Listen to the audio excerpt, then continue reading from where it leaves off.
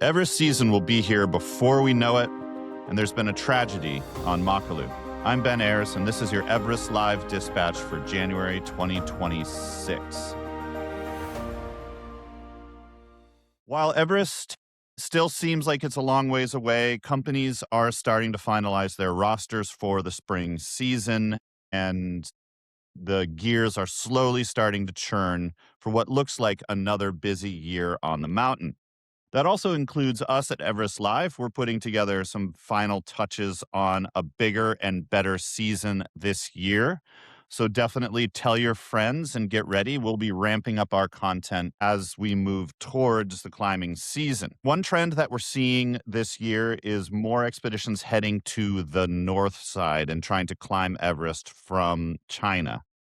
This trend, I think, is due in part to a number of successful years there where the Chinese government has allowed climbing, hasn't pulled permits, it's been more reliable, and people prefer that route. It's longer and colder, but it doesn't have the same objective danger of the Khumbu Icefall and a lot less crowding than the south side.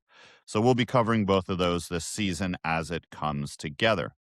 But what I did want to talk to everyone about is a tragedy that unfolded last week on Makalu. There have been very few winter 8,000-meter expeditions this year. We covered how Simone Moro and his team didn't make it to Manaslu because Simone had a heart attack. He's recovered and fine, and now talking about starting up a helicopter company in Pakistan. Hard to keep up with that guy. But this year on Makalu Adventures, which is an outfitter run by this legendary climber called Sanu Sherpa. Sanu is known for being the first person to climb all 14 8,000-meter peaks twice. He ran an expedition for an Iranian climber named Abu Fazl Ghazali. And he had a team. It was himself, his brother Phurba Ongel, and another climbing Sherpa named Lakba Rinji. They all made it to the summit of Makalu in the winter, which itself is an extraordinary accomplishment. But on the way down, unfortunately, Phurba Ongel, Sanu's brother, fell to his death at somewhere around 8,000 meters. It seems like he was on a technical section, but was unroped. He fell 700 meters below the climbing route, and they were unable to recover his body. In the wake of this tragedy, the Iranian client, Ghazali, decided that he would continue on to camp alone while they looked for Phurba Ongel's body. He was crossing relatively easy terrain, but it was crevassed, and they have never seen him again.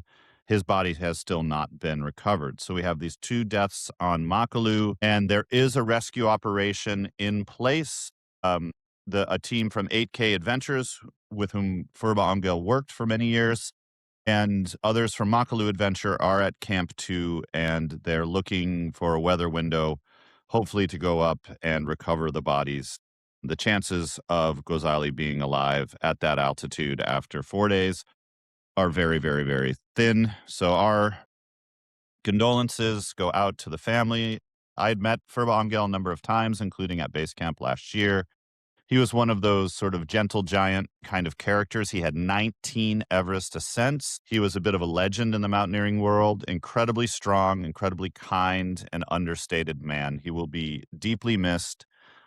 He has a wife, and his son actually is also a high-altitude Sherpa working on Everest and will likely be up there this season. So again, our condolences to the family. We'll let you know if there's any more updates on this tragedy as it unfolds. There is another team now attempting an all-Nepali team with Alta Pro Adventures that are on the mountain and are attempting another summit, a winter summit of Makalu. We wish them luck and hope that they stay safe. That's your dispatch for today. We'll be in touch, and stay tuned for more podcast episodes coming out soon.